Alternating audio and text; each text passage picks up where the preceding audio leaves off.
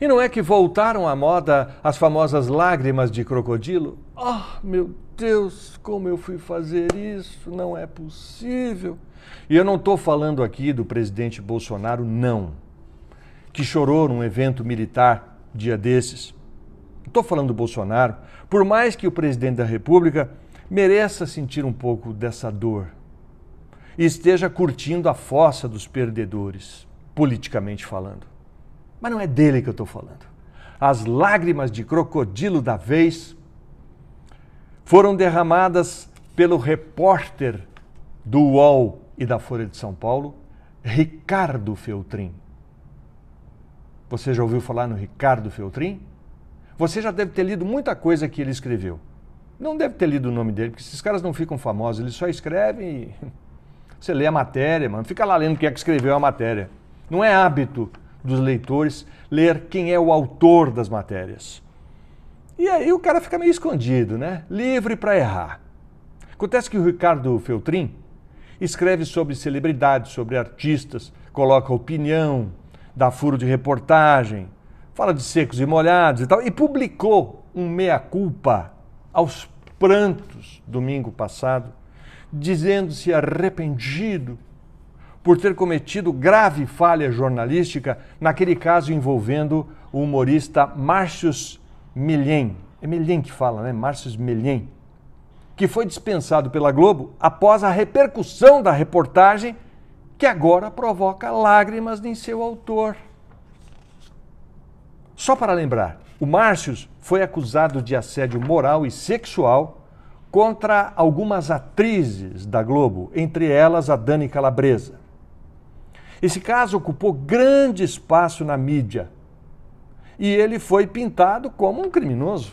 Porque quem comete assédio moral e sexual contra funcionários, se aproveitando do seu poder dentro de uma empresa, está cometendo um crime.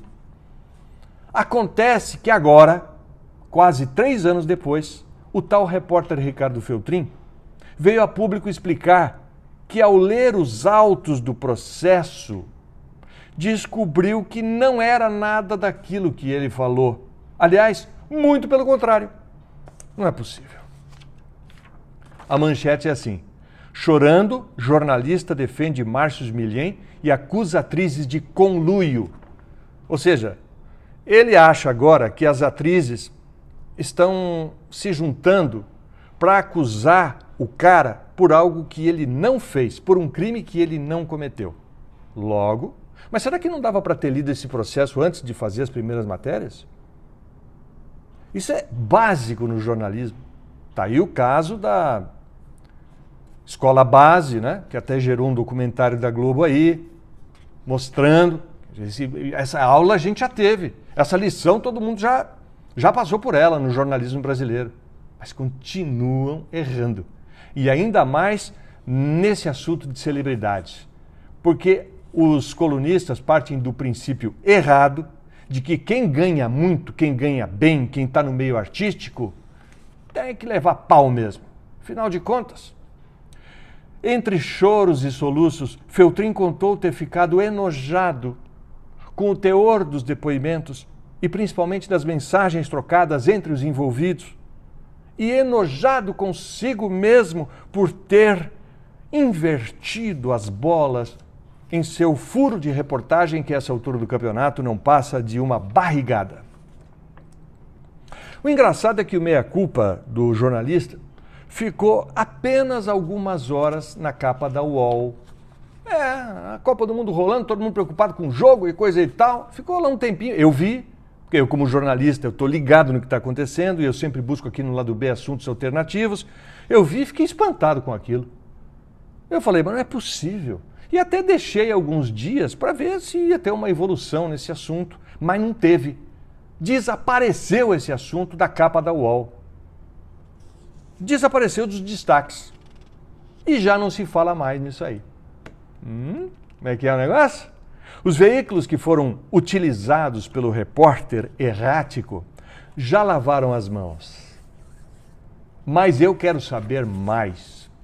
Eu quero saber. E exijo. Eu sou assinante da UOL, eu assino a Folha de São Paulo, eu sou leitor, eu sou assinante. Eu quero saber mais informações sobre esse caso. Mais esclarecimentos mais detalhados e a posição dos veículos e da justiça sobre tudo isso. Se ele leu os autos com 2 anos de atraso, eu penso que agora ele deva fazer uma reportagem esclarecendo detalhe por detalhe, tintim por tintim, quem foi que errou, quem foi que... O que aconteceu para sair uma matéria invertida, uma matéria acusando, caluniando uma pessoa que é inocente? Hoje existe uma guerra contra as fake news. Uma guerra difícil de ser vencida. Na política a gente viu isso acontecer todo dia. O conselho que todos os especialistas dão, e eu também dou, é o seguinte: siga somente os veículos tradicionais, a imprensa profissional, os jornalistas de fato comprometidos com a verdade dos fatos e a checagem das notícias que são dadas. Esse é o conselho geral para todo mundo. Muito bem, concordo, assino embaixo. But, de que lado ficam a UOL, a Folha e o Repórter que cometeram esse erro gravíssimo de que agora o repórter pede desculpas publicamente? Eles fazem parte da imprensa profissional ou eles fazem parte do time dos criadores de fake news? Hein? Eu acho bonito, sabe, quando um trabalhador chora e pede desculpas, reconhecendo os seus erros, até porque todos cometem erros. Mas o melhor seria não ter errado. E pior, as lágrimas de crocodilo deste repórter não são suficientes para sanar os prejuízos provocados à reputação das pessoas envolvidas.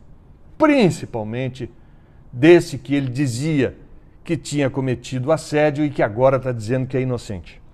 O comediante perdeu o cargo, perdeu o emprego, perdeu os seus ganhos, perdeu a credibilidade. Certamente deve estar enfrentando problemas de depressão, mas isso tem que ser avaliado também. E eu pergunto, e agora? E agora, José? E agora, seu Ricardo Feltrin?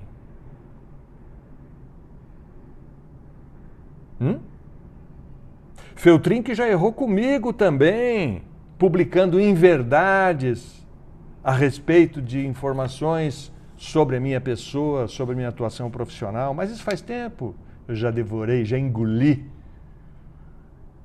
E deve ter cometido muitos outros erros, mas se considera o rei da cocada preta. Ganhou férias, Feltrin? Está de férias? Ou está preparando uma outra reportagem? Uma reportagem para falar a verdade ou para mentir de novo, para cometer erro? É básico no jornalismo. Primeira coisa que você tem que fazer num caso que envolve um processo na justiça é ler o processo. Mas ele só foi ler depois. Quero perguntar a você que me assiste aqui, aliás, obrigado pelas milhares de mensagens que me mandaram na crônica anterior, em que eu falo sobre o fim de A Fazenda. Você que assiste esse canal, Lado B, você acredita em tudo o que lê? Em tudo que vem pelo WhatsApp, em tudo que circula nas redes sociais? Ou você já aprendeu a diferenciar o que é notícia do que é fake news? Escreve para mim nos comentários a respeito disso, porque é um exercício permanente. As fake news não vão deixar de existir. Mas é preciso que nós, leitores, e que nós, acima de tudo, jornalistas, tenhamos um pouco de noção e muita responsabilidade ao tratar as notícias. Olha, de duas uma, hein? Ou esse repórter vai ser demitido e processado na justiça pelas pessoas que ele prejudicou, ou então vai ficar tudo por isso mesmo. Que é o que geralmente acontece. Hã? Comigo não, violão. Comigo não. Vocês gostam de bater nos outros, né? Chamar os outros de subcelebridade, chamar os outros de devagar, de incompetente, que não tem graça, que não é profissional. Adoram, né? Pois então, meus amiguinhos, chegou a hora de vocês apanharem também. Apanharem jornalisticamente falando. Tá legal? Eu não estou falando em violência, não. Apanhar jornalisticamente. Ouvir. Não é só falar mal dos outros, tem que ouvir agora. O que é que os outros têm a dizer? Para não errar de novo. Respeitar os colegas de profissão. Respeitar quem vai para a mídia, quem ocupa a televisão, os artistas. Ser justo, principalmente. Ser justo e imparcial, coisa que está cada vez mais difícil. Teve nojo. Imagina então o nojo que deve ter sentido o comediante sendo caluniado, perdendo emprego por causa dessas bobagens que foram escritas não só por esse repórter, mas muitos outros. Porque quando alguém vai pelo UOL, por aquilo que é publicado pelo UOL, por um jornalista do UOL, que é um veículo considerado hoje tradicional, uma referência, outros jornalistas de sites menores, da própria imprensa tradicional, vão atrás e replicam. Então imagina o tamanho do estrago que foi feito por você, Ricardo Feltrin. Chora, chora mesmo. E eu acho que você vai ter problemas. Mas te desejo o melhor, te desejo lucidez para suportar esse tranco. Tomara que aprenda. Inscreva-se no canal e ative as notificações que a gente vê na próxima coluna aqui do Lado B, a notícia com o Brito Júnior. Tchau.